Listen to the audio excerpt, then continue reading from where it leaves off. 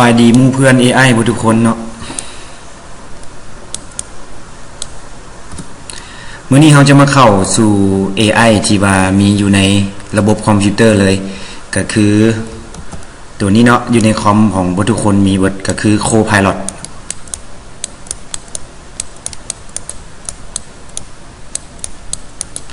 โอเคเนาะ Copilot มาจาก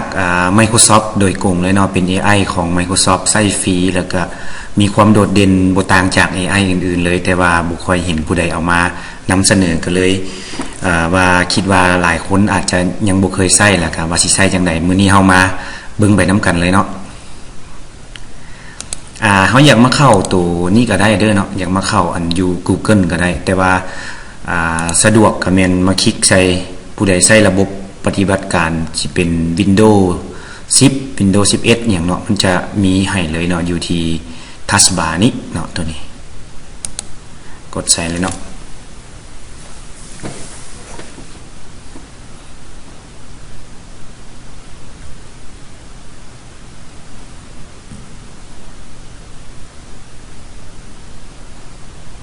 โอเคเนาะมันจะเข้าสู่หน้าต่างตัวนี้เลยให้ What's on your mind today เนาะเป็นการ greeting เนาะมันสามารถนำใช้ได้แบบแชทบอทแบบ AI ตัวอื่นๆเลยเนาะสิเป็น ChatGPT บ่ Gemini บ่ Grok บ่หรือว่า Cross บ่เนาะหรือว่าตัว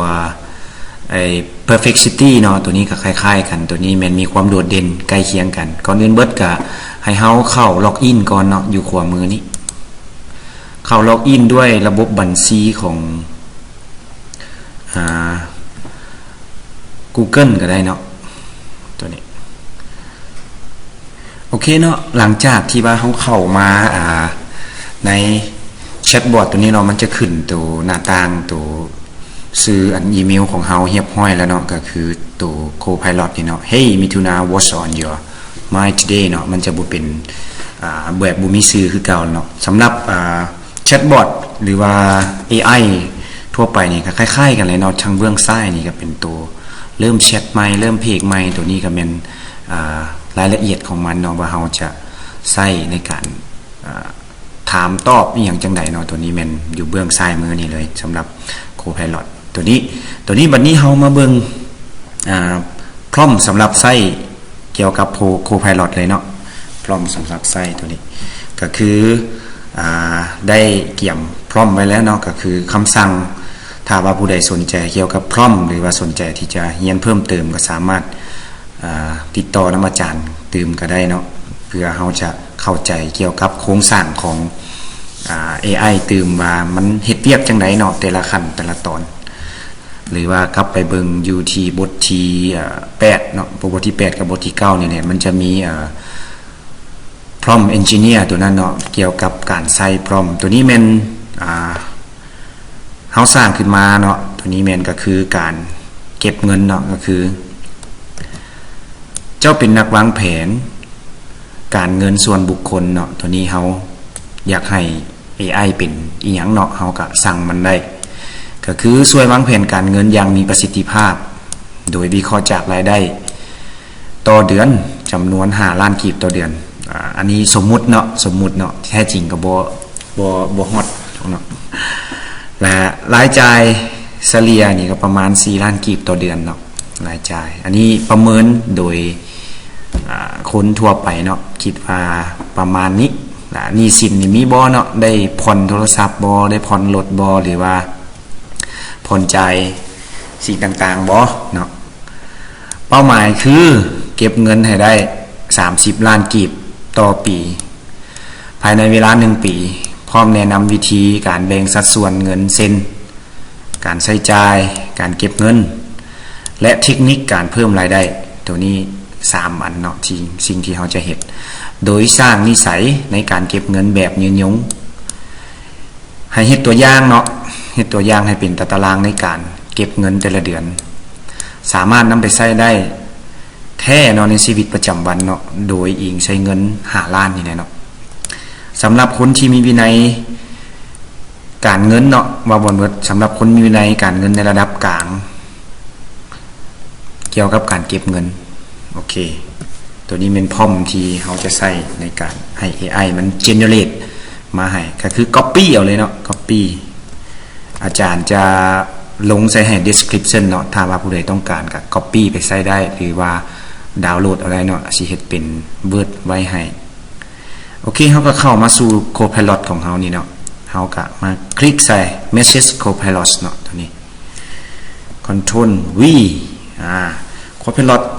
ก็เข้าใจภาษาลาวในระดับหนึ่งคือกันเนาะโอเคหลังจากนั้นเฮาก็กด Submit Message เลยเนาะยินดีที่จะ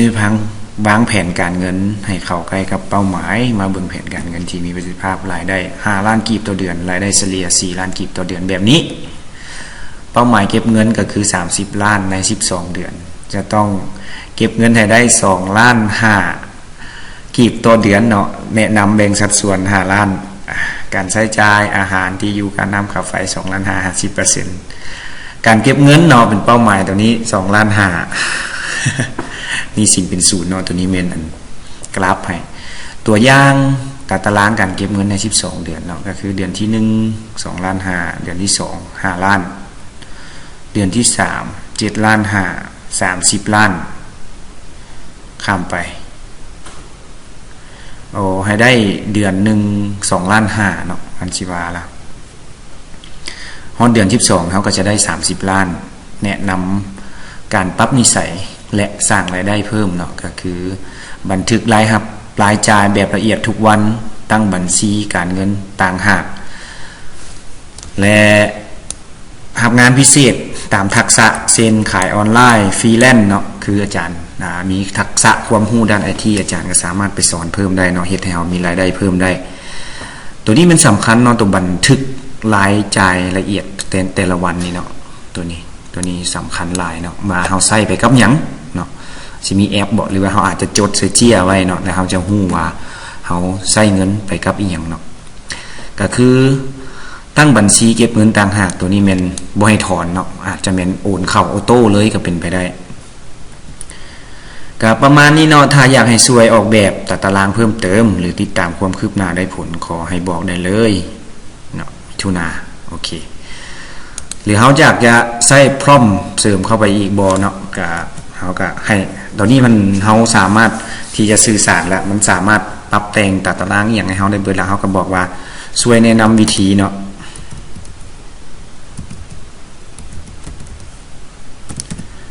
ในการหารายได้เพิ่ม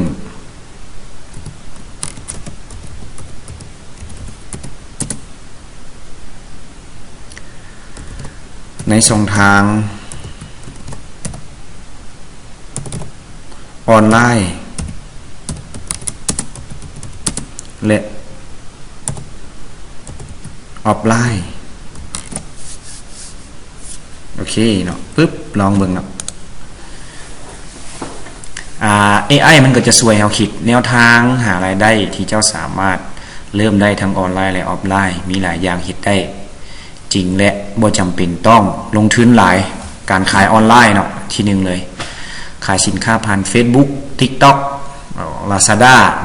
อยู่บ้านเฮาก็มีแอปต่างๆแล้วเนาะเดี๋ยวนี้เนาะขายสินค้า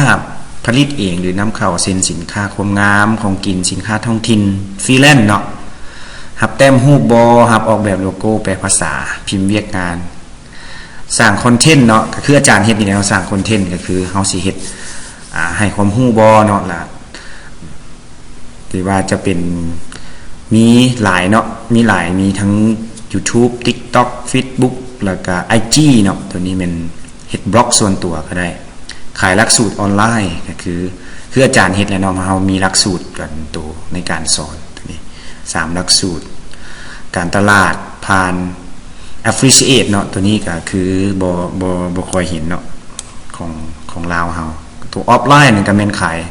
ของอยู่ของกินน้ำหน้าบ้านเนาะก็คือรับจ้างทักษะบ่อีหยังต่างๆตัดผมส่งแต่งถ่ายรูปรับจ้างขับรถเดี๋ยวนี้มีหลายเนาะมีหลายสิเป็นกอกบ่เนาะสิเป็นอินไดรเวอร์บ่สิเป็นเชียงหันบ่เนาะหลายๆอันเนาะเพิ่นเปิดโอเพ่นให้แล้วเนาะหลังจากเฮาเลิกเวียกเฮาก็สามารถหารายได้เสริมได้เนาะ คิดว่าเดือนหนึ่งซ้ำ2 ล้านหรือ2.5 ล้านนี่เป็นไปได้เลยเนาะถ้าว่าเฮาเลิกเวียกประมาณ 4 โมงหรือ 5 โมงแล้วเฮาไปต่อจนฮอด 9 โมงแลงเนาะอาจจะขับ 3 ชั่วโมงหรือว่า 4 ชั่วโมงคิดว่าเป็นไปได้รับจ้างสอนพิเศษเนาะอาจารย์เองก็รับจ้างสอนพิเศษในตัวนี้เนาะตัวนี้เป็นถือกับอาจารย์เนาะตัวนี้ถือกับอาจารย์ที่ว่าไปเป็นคอร์สแบบ exclusive บ่เนาะหรือว่าเป็นคอร์สแบบธรรมดาปกติก็มีสอนเบสิกคอมเนาะแล้วก็ทั้งตัวซ่อมแปลงหันตัวซ่อมแปลงแล้วก็ตัว AI แล้วก็ตัวยิงแอดนั่นตื่มเนาะตัวนี้ต่อมาวันนี้ถ้าสนใจ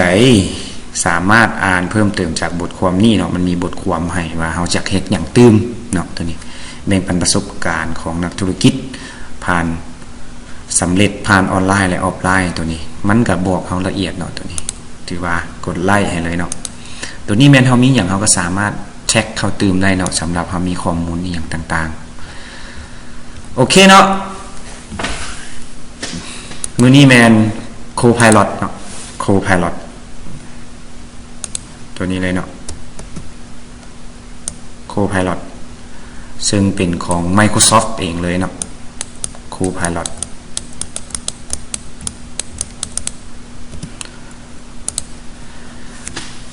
ถ้าว่าคลิปนี้มีประโยชน์แล้วก็เฮ็ดช่วยให้เฮาเอาไปหมุนใช้ในทางการเรียนการศึกษาการเฮ็ดเวียกแล้วก็นำใช้เข้าในการเฮ็ดธุรกิจ SME อย่างต่างๆเนาะก็ขอให้